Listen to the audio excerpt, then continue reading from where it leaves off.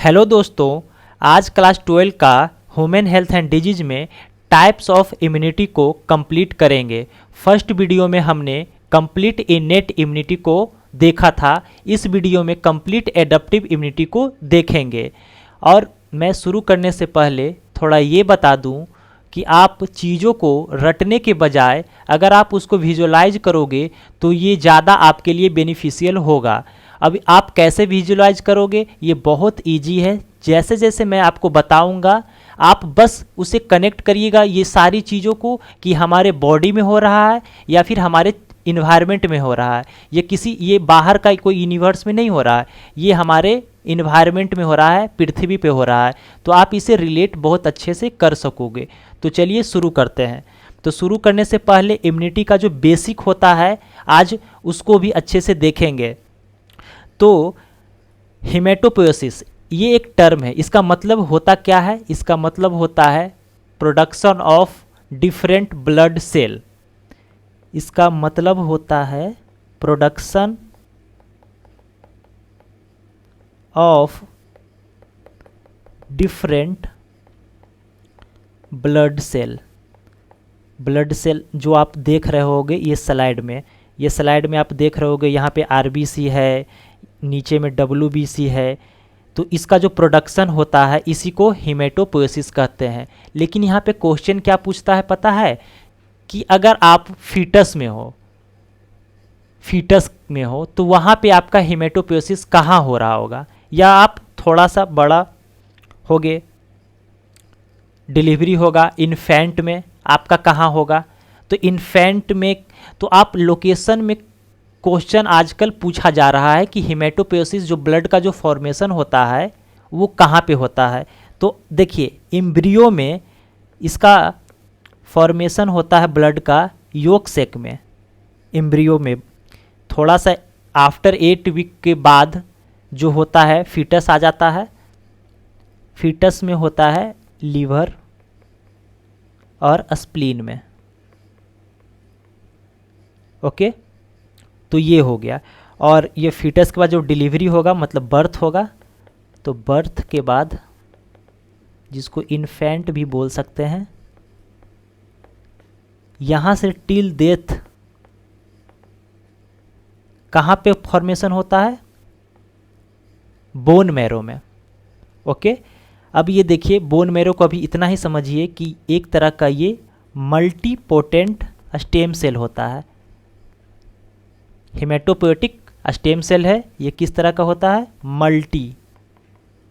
Multipotent होता है, मतलब एक से ज़्यादा लीनिएज में सेल को डिफ्रेंशिएट कर सकता है। यहाँ पे देखिए माइलॉइड प्रोजिनेटर है, इधर देखिए लिम्फॉइड प्रोजिनेटर है। माइलॉइड से क्या हो रहा है? RBC, platelets. इसका चर्चा अभी नहीं करेंगे क्योंकि आरबीसी रिस्पिरेटरी में होता है, प्लेटलेट्स क्लोटिंग में आता है। हमको काम किससे है? काम है डब्ल्यूबीसी से। तो यहाँ पे ये जो स्लाइड यहाँ से यहाँ तक है ये भी काउंट करना पड़ेगा, इस नेचुरल किलर को भी। ये इनेट इम्यूनिटी में हमने देखा, किसका पार्ट है? इनेट इम्यूनिटी का पार्ट है। Neutrophils, इसिनोफिल्स, basophils, macrophage. मैंने बताया था आपको कि मोनोसाइट ब्लड में रहता है तो मोनोसाइट बोलते हैं। यही बड़ा होके जब टिश्यू में आता है, टिश्यूज में, तो इसी को मैक्रोफेज कहते हैं। ओके, इसी को मैक्रोफेज कहते हैं। यहाँ पे फिर डेंड्रेटिक सेल्स है और नेचुरल किलर सेल्स। वैसे तो नेचुरल किलर सेल्स है तो लिम्फॉइड प्रोजिनेटर से बना हुआ, लेकिन आता है इनेट इम्यूनिटी में ही इसका रोल होता है। तो देखिए लिम्फॉइड प्रोजिनेटर में 2 सेल ही होते हैं, एक टी सेल और एक बी सेल। और ये जो आप बीच में देख रहे होगे थाइमस बोन मैरो, अभी फ़िलहाल उसको मत देखिए, बस इतना ही समझिए फिर से कि हेमेटोपोएटिक स्टेम सेल है जो कि मल्टीपोटेंट होता है, एक से ज़्यादा लीनिएज कर सकता है, जिसमें आप माइलॉइड प्रोजिनेटर, लिम्फॉइड प्रोजिनेटर, आप माइलॉइड प्रोजिनेटर से आप डायरेक्ट न्यूट्रोफिल्स देखिए, इसिनोफिल्स देखिए, बेसोफिलस देखिए, मैक्रोफेज देखिए और नेचुरल किलर सेल्स देखिए। ये सारे किसका पार्ट है? इनेट इम्यूनिटी का पार्ट है। और आज जो हम पढ़ेंगे एडप्टिव, इसमें से मात्र 2 ही सेल आएगा, एक टी सेल और एक बी सेल। यही इस पूरे चैप्टर में पढ़ना है। तो हमने ये भी देख लिया कि रेड बोन मैरो जो होता है ये आफ्टर बर्थ जो होता है बड़ी हड्डियाँ उसमें होता है, वहाँ से ब्लड का फॉर्मेशन होता है। एम्ब्रियो में योक सेक में होता है, फीटस में लीवर और स्प्लीन में होता था। तो चलिए अब एक्चुअल में एडेप्टिव इम्यूनिटी को समझने का कोशिश करते हैं। और ये स्लाइड आप एक बार देख लीजिएगा, कॉपी में आप नोट कर सकते हैं, ये बहुत इंपॉर्टेंट है इसलिए बताना ज़रूरी था। अब आता है मेन एडेप्टिव इम्यूनिटी। अब देखिए एडेप्टिव इम्यूनिटी होता क्या है, इसको एक्वायर्ड इम्यूनिटी भी बोलते हैं। एक्वायर्ड इम्यूनिटी तो ऐसा ये क्या होता है, तो देखिए इनेट इम्यूनिटी 24/7 ये एक्टिव रहता था। कौन रहता था? इनेट। और ये मैंने जैसा बताया था इनेट क्या होता था, नॉन स्पेसिफिक होता था, ये हार्ड वर्क करना जानता था। अब एडेप्टिव इम्यूनिटी ये 24/7 एक्टिव नहीं रहेगा। ये कब एक्टिव रहेगा? जब एंटीजन हमारे बॉडी में एंटर कर जाएगा। एंटीजन इंटर कर जाएगा तब ये एक्टिव होगा। और ये हार्ड वर्क नहीं करेगा, ये स्मार्ट वर्क करेगा। अंतर समझिएगा दोनों में। मैं ये सब तो बुक में भी मिल जाएगा ये सब टर्म, लेकिन जो मैं यहाँ बता रहा हूँ इसे समझने का कोशिश करिए कि एक्टिव होता है एडेप्टिव कब एक्टिव होता है? जब एंटीजन का क्या होता है? एंट्री होता है। मैंने कल बहुत अच्छे से एंटीजन के बारे में बताया था। एंटीजन कुछ नहीं, ये बैक्टीरिया, वायरस, फंगस, पैरासाइट ही होता है, इसी को एंटीजन बोलते हैं। मैंने कल ये भी बताया था कि सारा खेल एंटीजन का ही है। तो समझिए इस पूरे खेल को। तो एडेप्टिव इम्यूनिटी जो होता है ये 24/7 इनेट के जैसा ये एक्टिव ऑल टाइम नहीं रहता है। ये एक्टिव कब रहता है? जब एंटीजन हमारे बॉडी में आ जाते हैं। तो अब यहाँ पे सवाल आता है कि फिर क्या फ़ायदा? तो कल जो आज का लेक्चर देखने से पहले कल का लेक्चर देखें।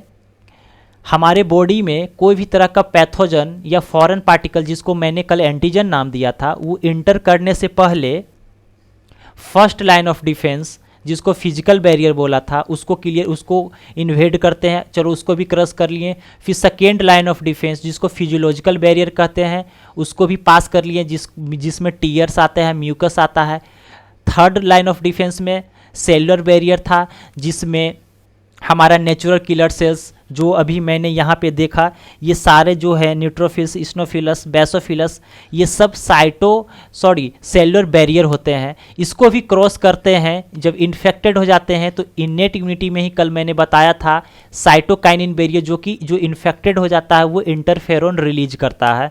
वायरस में, स्पेशली वायरस में, बैक्टीरिया में नहीं करता है। वायरस इन्फेक्टेड अगर हो जाता है सेल तो इंटरफेरोन करता है। तो first line of defence, second line of defence और थर्ड लाइन ऑफ डिफेंस को भी क्रॉस कर लेता है, तब एक्टिवेट होगा हमारा ब्रह्मास्त्र। होता है ना लास्ट में जो बचा हुआ है एडेप्टिव।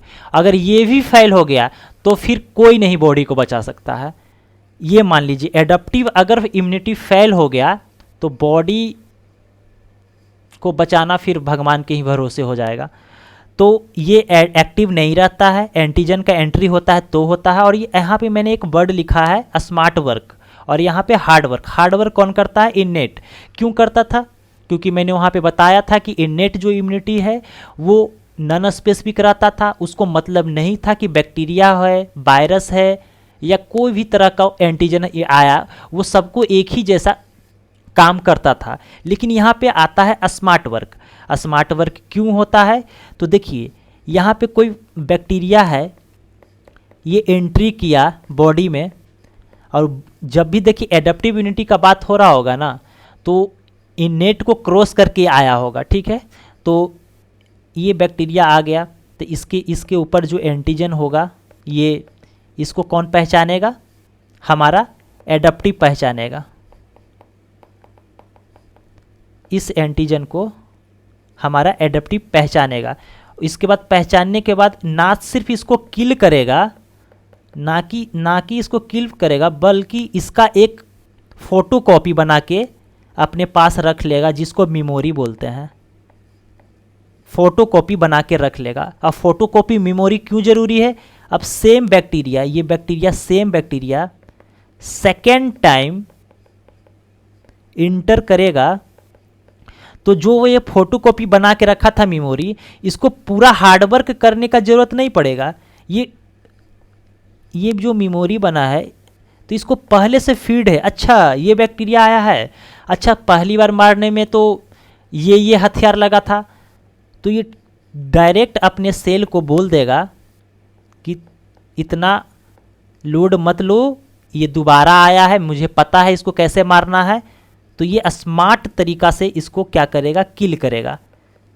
तो यहाँ पे सारा खेल मेमोरी का है। तो फिर से देखिए, एडेप्टिव इम्यूनिटी दो चीज़ मेन चीज़ है। एक तो पहला मेमोरी जनरेट होता है, दूसरा सेल्फ एंड नॉन सेल्फ में डिफ्रेंशिएट कर पाता है कि कौन अपना है कौन पराया। ये आगे भी और अच्छे से समझ में आएगा। तो अभी तो मैंने व्हाट इज एडेप्टिव इम्यूनिटी के बारे में देखा कि ये क्या होता है, स्पेसिफिक होता है। इनेट वाला क्या होता था, नॉन स्पेसिफिक होता है। ये हाईली स्पेसिफिक होता है। It develop after exposure. मैंने बोला कि जब एंटीजन का एंट्री होगा तब ये एक्टिव होगा। मैंने यहाँ पे बता दिया, सेकेंड लाइन यही बोल रहा है। तीसरा, it has memory and respond faster during री इन्फेक्शन। जब दोबारा यहाँ पे बोला ना सेकेंड टाइम, री इन्फेक्शन का मतलब यहाँ पे हो रहा है सेकेंड टाइम सेम पैथोजन अगर इंटर करेगा या सेम बैक्टीरिया अगर इंटर करेगा तो उस पर जो रिस्पॉन्ड रहेगा फास्ट भी रहेगा और ज़्यादा पावरफुल भी रहेगा। पावरफुल का मतलब इससे ज़्यादा पावरफुल रहेगा, फास्ट तो रहेगा ही, पावरफुल भी रहेगा। अब देखते हैं, इसमें मेन रूप से दो कंपोनेंट होते हैं। एक बी सेल होता है, यहाँ पे रिसेप्टर बना देते हैं, इस पे भी रिसेप्टर। एक बी सेल है और एक टी सेल है। जैसा कि मैंने आपको यहाँ पे ऊपर में ही बताया था कि टी लिम्फोसाइट और बी लिम्फोसाइट इसी के बारे में पढ़ना है। तो चलिए आगे अच्छे से देखते हैं।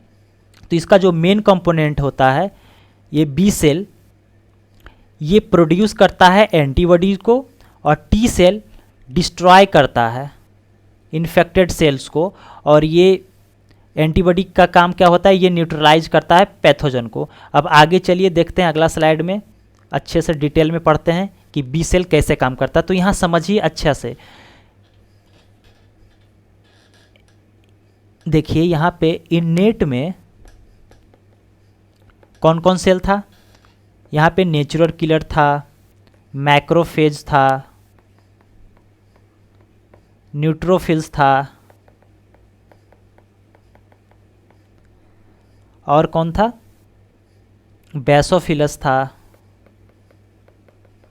वगैरह वगैरह। लेकिन यहाँ पे एक्वायर्ड में दो तरीके का सेल था, जो कि बी सेल और टी सेल था, और दोनों का लीनिएज ऊपर में दिया गया है, अच्छे से आप उसे देख लेना। अब देखना कि ये कैसे बी सेल क्या करता है। तो बी सेल क्या करता है आप इसे समझिए। बी सेल, अब कोई एंटीजन इंटर किया हमारे बॉडी में, कहाँ पे इंटर किया, बॉडी में। तो फर्स्ट टाइम ये बॉडी में इंटर किया, बी सेल देखेगा इसको, अच्छा इसको पूरा स्कैन कर लेगा। अच्छा तुम ऐसे दिखते हो, अच्छा ठीक है दोबारा तुम आना, तुम्हें देख लूँगा, इस बार तुम्हें उतना अच्छा से नहीं मार रहा हूँ, बार्लिंग दे रहा हूँ, वगैरह वगैरह ये बोलेगा इसको बॉडी, ये एंटीजन को बोलेगा कि इस बार तुम्हें जाने दे रहा हूँ, नेक्स्ट टाइम अगर तुम दिखे तो तुम्हारा टांग तोड़ दूंगा। तो ये क्या करता है कि प्लाज्मा सेल और एक मेमोरी सेल दोनों बना लेता है। Okay, plasma cell antibody release करता है, ये बहुत ज़रूरी है और इम्पॉर्टेंट है। एंटीबॉडी कौन रिलीज करता है? तो प्लाज्मा सेल। अब प्लाज्मा सेल कौन बनाता है? B cell. ये क्वेश्चन यहाँ से डायरेक्ट आते हैं। और ये मेमोरी सेल भी बनाता है। मेमोरी सेल कब काम करेगा? बोला ना कि स्कैन कर लिया है, अच्छा तुम्हें मैं पहचान लिया हूँ, अब तुम दोबारा आना, तुम्हारा टांग तोड़ दूंगा। अब ये जो एंटीजन है इसको तो है चुल, ये सेकेंड टाइम आएगा आराम से। इसको तो लगा अच्छा तुम देख लोगे, देखता हूँ, मैं भी विधायक का बेटा हूँ। तो ये विधायक का बेटा जो एंटीजन है फिर से आया बॉडी में सेकेंड टाइम। तो इस बार ये जो मेमोरी सेल है कहेगा अच्छा बेटा, एक बार वार्निंग मैं तुम्हें दे दिया हूँ फिर भी तुम इंटर कर रहे हो, फिर इसको ऐसा मारेगा, ऐसा मारेगा, ऐसा मारेगा। इस बार जो सेकेंडरी रिस्पॉन्स होगा इसको बोलेंगे सेकेंडरी रिस्पॉन्स बोलते हैं। और ये बहुत हाई होता है, ये रिस्पॉन्स हाई, इतना मार मारेगा कि इसका जो विधायक है वो भी सोचेगा कि यार क्या ही किससे पंगा ले लिया। हाई रिस्पॉन्स होता है मेमोरी सेल। और अभी सेकेंड टाइम ही नहीं, अगर ये गलती से थर्ड टाइम आएगा या फोर्थ टाइम आएगा तो भी मेमोरी सेल डायरेक्ट इसको मार सकता है। और एंटीबॉडी तो देख ही लिया है, एंटीबॉडी कितने तरह के, ये कौन कौन एंटीबॉडी बना सकता है? IgG, IgM, IgA, IgE, और एक होता है जिसके बारे में अभी रिसर्च चल रहा है IgD। इतने तरह के मेन एंटीबॉडी होते हैं। तो अब बी सेल के बारे में देख लिया कि ये कहाँ होता है, ये प्रोड्यूस होता है बोन मैरो में। और ये ना कि प्रोड्यूस होता है, यहाँ पे एक चीज़ और लिख लेना, ये मैच्योर भी बोन मैरो में ही होता है। मैच्योर भी बोन मैरो में ही होता है। अब आगे देखते हैं टी सेल में। टी सेल का भी सेम काम है, लेकिन देखिए यहाँ पे टी सेल में मैच्योर इन थाइमस ग्लैंड लिखा हुआ है, लेकिन ये प्रोड्यूस कहाँ से होता है? ये produce in bone marrow, bone marrow. अब ये टी सेल का देखते हैं, इस पे भी रिसेप्टर लगा देते हैं, इसको बोलते हैं TCR, टी सेल रिसेप्टर। और यहाँ पे भी एक रिसेप्टर लगा देते हैं, इसको बोलते हैं BCR, B cell receptor, B cell receptor. Okay, अब आते हैं टी सेल के पास। टी सेल का प्रोडक्शन कहाँ पे होता था? बोन मैरो में होता था, मैच्योर थाइमस में होता है। और यहाँ पे टी सेल के बारे में एक थोड़ा सा एक्स्ट्रा पढ़ेंगे, थोड़ा सा एक्स्ट्रा। टी सेल 3 टाइप का होता है। एक होता है टी हेल्पर,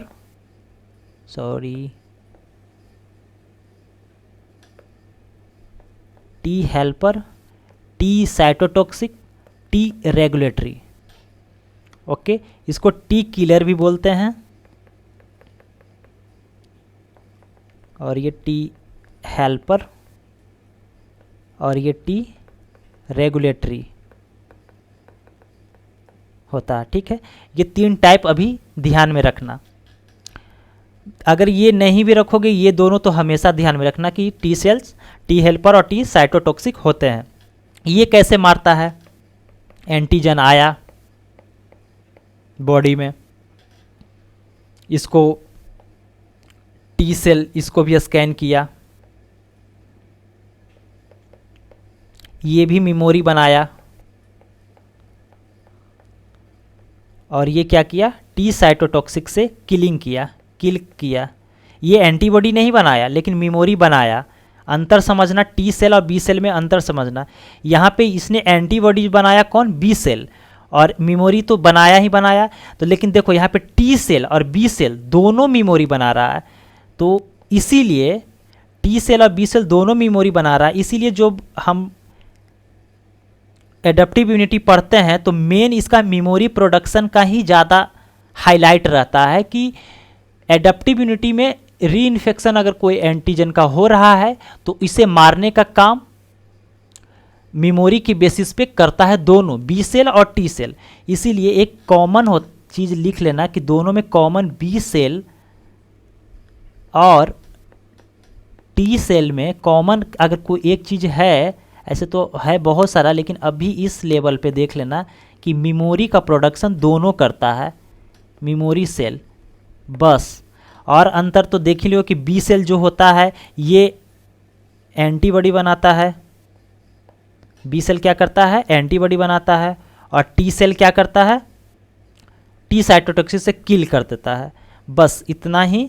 और देखो helper T cell activate immune response, cytotoxic T cells kill infected cells. Okay, तो अब यहाँ पे B cell T cell complete हो गया है। तो अब एक चीज़ और मैं बताना भूल गया था, अब मुझे याद आया कि इनेट इम्यूनिटी कल हम पढ़े थे, तो मैंने बताया था कि बिना इनेट इम्यूनिटी के सेल के एडेप्टिव इम्यूनिटी कोई काम का ही नहीं है। क्योंकि देखो हमें दो इम्यूनिटी का क्यों ज़रूरत पड़ा, अगर इनेट इम्यूनिटी है तो एडेप्टिव इम्यूनिटी का ज़रूरत क्यों पड़ा। तो आजकल का देख रहे होगे कि बैक्टीरिया वायरस हो गया, ये लोग भी एडवांस हो गया है। कोरोना वायरस ही देख लो कि कितना पैंडेमिक लाया था, वो इतना खतरनाक था कि वो वेरिएंट उसका 1 से 2 सप्ताह में वो पूरा का पूरा चेंज कर लेता था, इतना ज़्यादा उसके अंदर म्यूटेशन हो रहा था, उसके अंदर आरएनए था और वो इतना जल्दी अपने आप को चेंज कर रहा था कि तब तक हमारे बॉडी जो मेमोरी उसके खिलाफ बनाता था, जो उसको स्कैन करके, तब तक तो वो पूरा तरह से चेंज हो रहा था। तो आप देखो इम्यूनिटी में यही होता है कि जो भी डिजीज को पहचानने का कोशिश करता है बी सेल और टी सेल, तभी तो कि ये दूसरा बार आएगा तो इसको पकड़ के मारेंगे, क्योंकि तो पता चल गया कि ऐसे ये इसका जो वीक लिंक है इसे पता चल जाता है, बी सेल और टी सेल को स्कैन करता है तो कि ये इससे जल्दी ये मरेगा। लेकिन कोरोना वायरस क्या करता था, वो पूरा का पूरा चेंज हो जाता था। तो जब वो दोबारा कोरोना वायरस बॉडी में इंटर करेगा तो फिर भी बी सेल और टी सेल इसको मार नहीं पाता है। लेकिन यही आप देखते होंगे बचपन में किसी को एक बार चिकन पॉक्स होता है या स्मॉल पॉक्स हुआ था, तो वो एक बार होता था, वो दोबारा नहीं होता था। तो उसका काम यही था कि मेमोरी, उसके खिलाफ मेमोरी जनरेट हो गया था। आगे वैक्सीनेशन भी पढ़ेंगे तो ये भी मेमोरी के ही बेस पे वैक्सीनेशन का, एक्चुअली में जो वैक्सीनेशन आया था स्मॉल पॉक्स के बारे में, जब इसका भी हिस्ट्री देखोगे, वो हिस्ट्री में जाएंगे नहीं, लेकिन इतना बात समझ लो कि जो भी वैक्सीनेशन का भी जो बेस है वो भी मेमोरी ही है। हाँ, वो भी अब मतलब वो लाइव जिंदा एंटीजन हमारे बॉडी में डाला जाता है, ताकि वो अगर रियल लाइफ में अगर सच में वो हमारे बॉडी में इन्फेक्शन अगर हो गया तो जो हमारे पहले से जो डाला गया था कमज़ोर करके वैक्सीन के थ्रू, तो हमारा जो इम्यून सिस्टम है, इम्यून सिस्टम में भी कौन, बी सेल और टी सेल रिकोनाइज कर सके, स्कैन करके रिकोनाइज करने का काम यही करता है। तो ये पूरे चैप्टर में एडेप्टिव इम्यूनिटी में सिर्फ और सिर्फ बी सेल और टी सेल ही देखना था। दोनों में क्या काम था कॉमन, दोनों मेमोरी बनाता था। और इनेट इम्यूनिटी में बता रहा था कि इनेट इम्यूनिटी का जो सेल है यही एक्टिवेट करता है एडेप्टिव को। तो अभी यहाँ पे इतना ही याद रखो कि बिना इनेट एडेप्टिव भी कोई काम का नहीं है, ये भी एक्टिवेट करता है एडेप्टिव इम्यूनिटी को। ठीक है, तो चलिए अब आगे बढ़ते हैं। अब आता है आगे एंटीजन एंड एंटीबॉडी। मैंने आपको बहुत कल से ही बता रहा हूँ कि आपके दिमाग में चलना चाहिए फॉरेन एंटीजन और खुद का भी एंटीजन होता है, मैंने उसका भी कल एग्जाम्पल बहुत अच्छे से समझाया था। तो ये एंटीजन फॉरेन अगर आएगा तो इसके खिलाफ क्या बनेगा, एंटीबॉडी हमारे बॉडी में बनेगा। और ये एंटीबॉडी कौन बनाएगा, तो अभी जस्ट मैं बता रहा हूँ कि एंटीबॉडी बी सेल बनाएगा, ओनली बी सेल। और बी सेल का भी कौन, बी सेल भी क्या बनाएगा, पहले प्लाज्मा सेल, और ये प्लाज्मा सेल ही क्या बनाएगा, एंटीबॉडी। देखिए एंटीबॉडी प्रोटीन होता है जो कि प्रोड्यूस बाय बी सेल होता है। बी सेल में भी कौन सा, ये ध्यान रखिएगा, प्लाज्मा सेल। फिर आता है antibody bind specially to antigen. अब यहाँ पे एक ध्यान से समझिएगा, ये देखिए ये हमारा एंटीबॉडी का स्ट्रक्चर है। ऊपर वाला पार्ट वेरिएबल है, ये दोनों पार्ट, ये दोनों पार्ट, और नीचे वाला पार्ट कांस्टेंट है। तो ये आप पिक में ऐसे समझिए, ये हो गया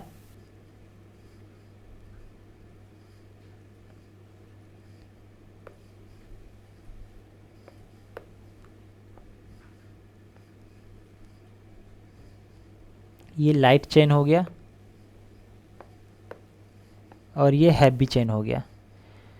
तो 2HHLL है, तो इसको रिप्रेजेंट करते हैं H2L2 से, 2 हैवी 2 लाइट, और इन दोनों के बीच में जो बॉन्ड रहता है सल्फाइड बॉन्ड रहता है। सल्फाइड बॉन्ड से ये एक दूसरे से क्या होते हैं, जुड़े रहते हैं। देखिए यहाँ पे सॉरी आपको दिखेगा, और ये इस वाले रीजन को हिंज रीजन बोलते हैं। देखिए यहाँ पे है हिंज रीजन, इस वाले रीजन को हिंज रीजन बोलते हैं, इस वाले रीजन को। और मेन चीज़ जो मैं आपको समझाने का कोशिश कर रहा हूँ, ये एंटीबॉडी का जो स्ट्रक्चर है, इसमें एंटीजन जहाँ पे बाइंड हो रहा है इसको बोलते हैं पैराटॉप, और एंटीजन को, एंटीजन जिससे बाइंड हो रहा है एंटीबॉडी से, उसको बोलते हैं पैराटॉप। देखिए यहाँ पे 2 टर्म समझिए, कंफ्यूज मत होइए अच्छा से। यहाँ पे एक टर्म है ईपीटॉप और एक है पैराटॉप, ठीक है, एकदम समझिए एकदम अच्छा से। ईपीटॉप क्या है, ये एंटीजन डिटर्मिनेंट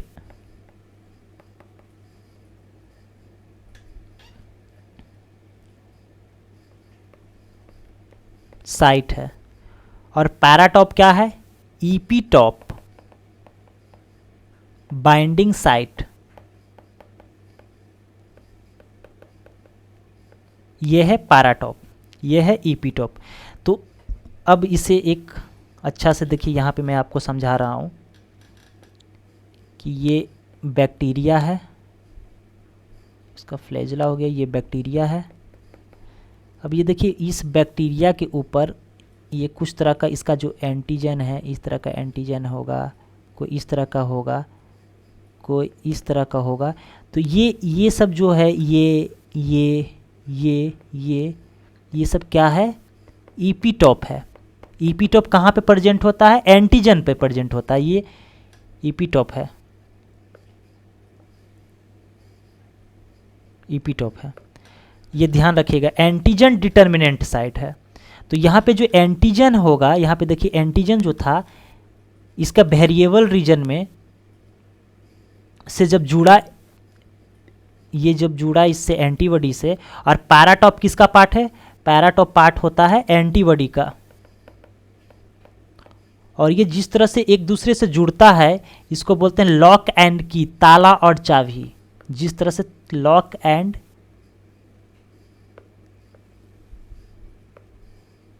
की, जैसे ताला और चाबी। तो ताला समझ लीजिए ये एंटीबॉडी है, ये एंटीबॉडी है, और ये जो चाबी है ये एंटीजन है।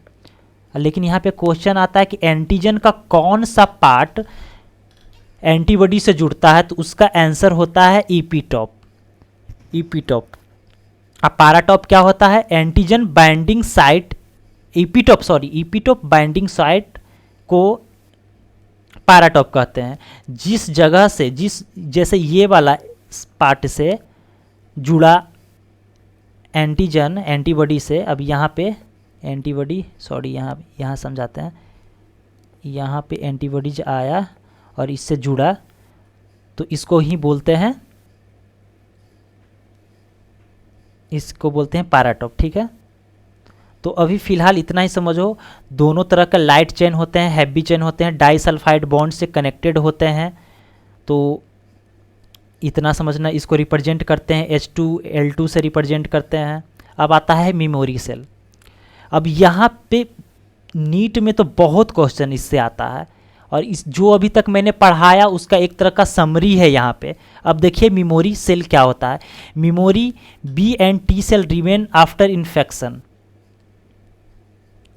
आफ्टर इन्फेक्शन के बाद ही होगा। मैंने आपको बताया था कि जो एडेप्टिव इम्यूनिटी का जो सेल होता है वो इन्फेक्शन के बाद ही एक्टिव ही होता है।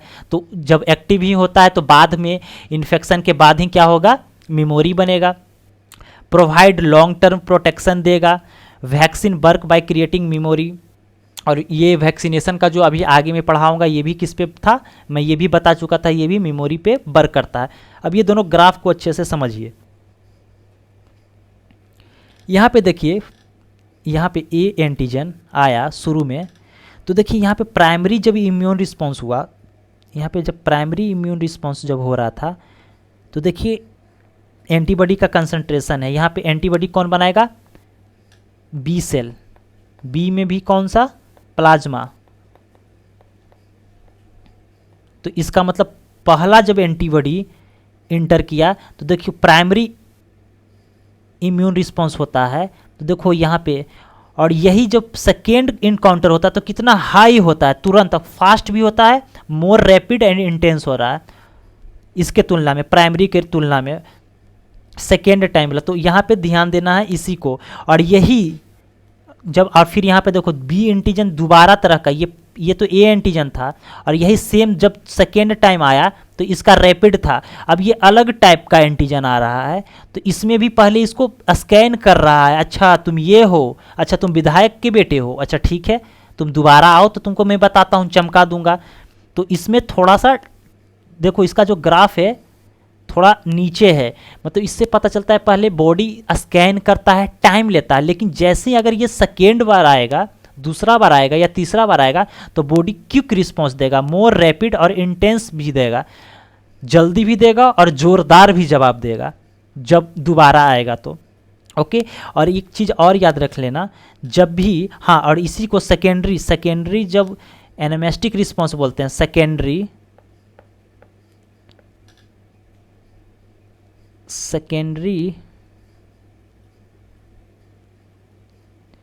ओह सॉरी ये क्या हो गया, हाँ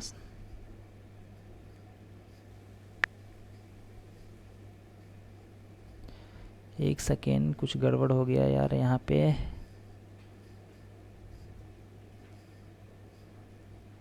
अच्छा ठीक है कोई बात नहीं, इसको मैं बाद में दिखा कर लूँगा।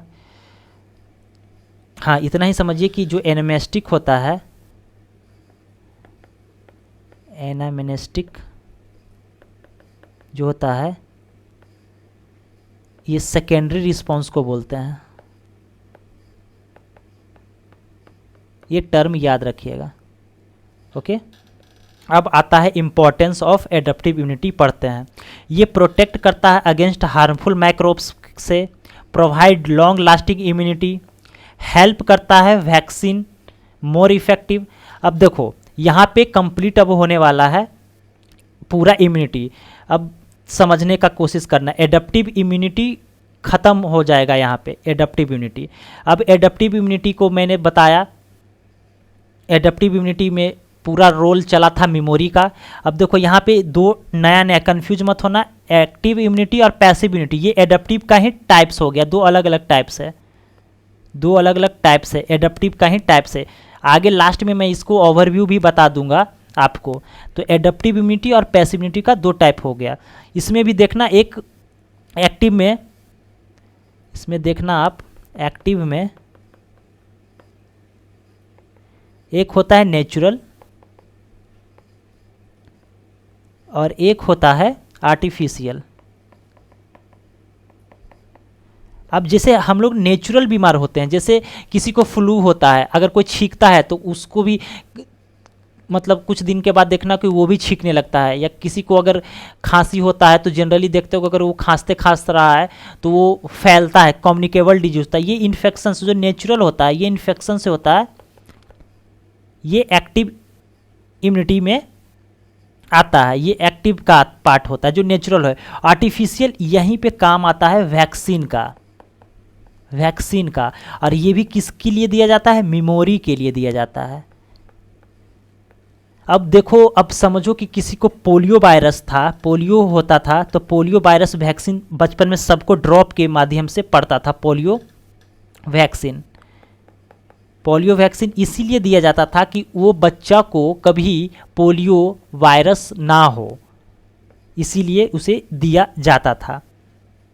तो ये आर्टिफिशियल में आता है। देखो यहाँ पे इम्यूनाइजेशन का दिया हुआ है वैक्सीनेशन से। अब जो पैसिव इम्यूनिटी आता है, पैसिव इम्यूनिटी में अब देखो किसी को इतना इम्यूनिटी वीक रहता है कि उसे बाहर से सपोर्ट दिया जाता है। जैसे कि कल मैंने बताया था कि नेचुरल, इसमें भी दो टाइप का होता है, नेचुरल पैसिव और आर्टिफिशियल पैसिव। नेचुरल पैसिव जैसे कि बच्चे का जब जन्म नहीं हुआ था, तो जाहिर सी बात है जब जन्म नहीं होता है उस टाइम डेवलप हो रहा होता है इम्यून सिस्टम, तो उस टाइम मदर से मिलता है। तो मदर्स में दो तरह के जो एंटीजन मैंने कल बोला था, IgG और IgA मिलता है, एंटीबॉडी प्रोडक्शन मिलता है। यहाँ भी कन्फ्यूजन मत करना, यहाँ पे दो टर्म है, फीटस है, फीटस में IgG मिलता है, ये प्लासेंटा को क्रॉस करके ये बच्चे को इम्यूनिटी देता है। और जब बच्चा का डिलीवरी हो जाता है तो जब वो इन्फेंट, इसको इन्फेंट बोलते हैं, ये क्वेश्चन यहाँ से बहुत आता है कि जो इन्फेंट में मदर से मिलता है वो कौन सा एंटीबॉडी रहता है और फीटस में कौन सा एंटीबॉडी मिलता है। तो IgA इन्फेंट मिलता है और फीटस में IgG मिलता है। ये वेरी वेरी इंपॉर्टेंट है, ठीक है। और ये भी जो एंटीबॉडी है जो मैंने बताया, इसका ही स्ट्रक्चर ऐसा होता है जो ऊपर डाइसल्फाइड बॉन्ड से कनेक्टेड हो रहता है, ये सब मैंने बताया। फिर आर्टिफिशियल, अब आर्टिफिशियल का मतलब अब किसी को सांप काट लिया, किसी को इंसेक्ट का स्टिंग जो होता है ना, इंसेक्ट काट लेता है या सांप काट लेता है, उस टाइम क्या होता है सांप का जो वेनम रहता है वो अब इतना टाइम नहीं है कि अच्छा सांप काटा है तो उसका जो एंटीजन हमारे बॉडी में इंटर हुआ सांप का, स्नेक का जो वेनम है वो बॉडी में इंटर किया, तो हमारे बॉडी के पास इतना टाइम नहीं है कि बाबू अभी तुम काटे हो तो स्नेक, तुम स्नेक को एंटीजन को बोलोगे कि बाबू तुम एक काम करो, रुको, इंतज़ार करो कुछ दिन, कम से कम 1 से 2 दिन मुझे टाइम दो। क्योंकि देखो आप तुम जब भी ये ग्राफ में देखना, ये ग्राफ देखना कि इसमें टाइम लग रहा था, रिस्पॉन्स में एंटीबॉडी का कंसंट्रेशन बनाने में टाइम लग रहा था। देखो ऊपर एरो टाइम लग रहा था, यहाँ पे आप उतना टाइम नहीं दे सकते हो, नहीं तो ये काम तमाम कर देगा स्नेक का वेनम, ये तो ख़त्म कर देगा। ये मुश्किल से 2 से 3 घंटा दे देगा, ज़्यादा से ज़्यादा 4 से 5 घंटा दे देगा अगर कम वेनम होगा तो। इसके लिए तुरंत क्यूक क्या होता है, क्यूक सपोर्ट क्या होता है, आर्टिफिशियल एंटी वेनम दिया जाता है, एंटी वेनम। ये सब किसका एग्जाम्पल है, वेनम, एंटी वेनम, ये सब आर्टिफिशियल पैसिव का एग्जाम्पल होता है, आर्टिफिशियल पैसिव का एग्जाम्पल होता है। तो एडेप्टिव इम्यूनिटी का 2 तरह का होता है, नेचुरल और आर्टिफिशियल, हमने ये देख लिया। अब पैसिव में मैंने आपको बता दिया कि पैसिव में या तो वीक इम्यूनिटी रहता है तब दिया जाता है, इम्यूनिटी वीक रहता है तब दिया जाता है, या तो एकदम क्विक एंटीबॉडी चाहिए, क्विक एंटीबॉडी क्योंकि एंटीबॉडी बनने में तो टाइम लग जाता है, तब तक टाइम लगेगा, तब तक सांप काटा है, तब तक तो खेला ख़त्म हो जाएगा। तो इसके लिए पैसिव का इस्तेमाल किया जाता है। एक्टिव का इस्तेमाल हमारा खुद का इम्यूनिटी बनाता है, इसमें बॉडी खुद इम्यूनिटी बनाता है, खुद बॉडी एंटीबॉडी बनाता है, बॉडी का एंटीबॉडी बनाता है, इसको एक्टिव बोला जाता है। यहाँ पे पैसिव में जो इम्यूनिटी एंटीबॉडी आ रहा था वो या तो मदर से आ रहा था या तो एंटी वेनम के थ्रू दिया जा रहा था, मतलब स्नेक का जो एंटी वेनम होता है वो हॉस्पिटल वगैरह में अवेलेबल रहता है, तो ये रहता है। तो यहाँ पे दूसरा, यहाँ पे ये तो खुद का रहता था, यहाँ पे सेल्फ रहता था, सेल्फ, और यहाँ पे डिफरेंट एंटीबॉडी, मतलब दूसरे का एंटीबॉडी बॉडी में दिया जाता था ताकि क्विक उसको सपोर्ट मिले और वो ठीक हो जाए। तो ये पूरा कहानी हो गया ख़त्म। और एक लास्ट में मैंने एक ओवरव्यू दिया है ये स्लाइड में कि इनेट इम्यूनिटी नॉन स्पेसिफिक होता है, एक्वायर्ड इम्यूनिटी स्पेसिफिक होता है। एक्वायर्ड 2 तरीका का होता है, एक एक्टिव एक पैसिव। एक्टिव में जो भी नेचुरल होता है, जो खुद इन्फेक्शन होता है, आर्टिफिशियल में वैक्सीनेशन दिया जाता है, इसमें वैक्सीन का इस्तेमाल होता है। और एक पैसिव होता है जो कि दूसरे का दिया जाता है। बॉडी रिसीव, देखो body receive pre formed antibody, ये चाहे तो मदर से हो सकता है, ये सब जितना भी होता है ये मदर से मिलता है। और यहाँ पे बनाया हुआ जाता है, ये मेडिसिन के रूप में बना बनाया रहता है, आर्टिफिशियल एंटी सीरम। अब लेकिन एक टर्म और मैं यहाँ बता देता हूँ कि वैक्सीनेशन और इम्यूनाइजेशन, दोनों एक अलग अलग टर्म होता है। अब देखो किसी को अगर वैक्सीन दिया जाए इंजेक्शन के माध्यम से, तो कोई ज़रूरी नहीं है कि उसके अंदर इम्यूनाइजेशन हो जाए।